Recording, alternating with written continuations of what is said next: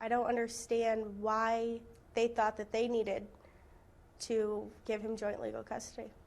He was my rapist. Tiffany was 12 in 2008 when she says Christopher Mirasolo forced himself on her in an abandoned house near Detroit. Now 21, she's raising her 8-year-old son on her own. She agreed to go on camera, but asked that we use only her first name. I was kidnapped for 2 days. I didn't know if I was ever going to go home. He threatened to kill me and my best friend if we told anyone.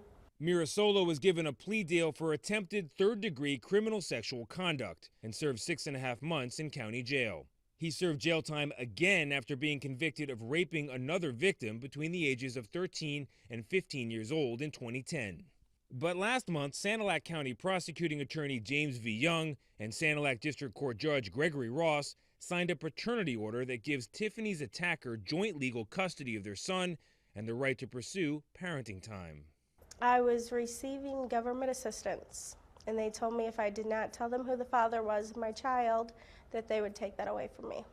What kind of things come up when you hear his name and see his face? Horrible things, horrible images, flashbacks. The Sanilac County Prosecutor's Office said it prepared a standard order that is used in all paternity cases and that Tiffany was required to cooperate as a condition of receiving financial assistance. What did you think about their request? That it was crazy. Why?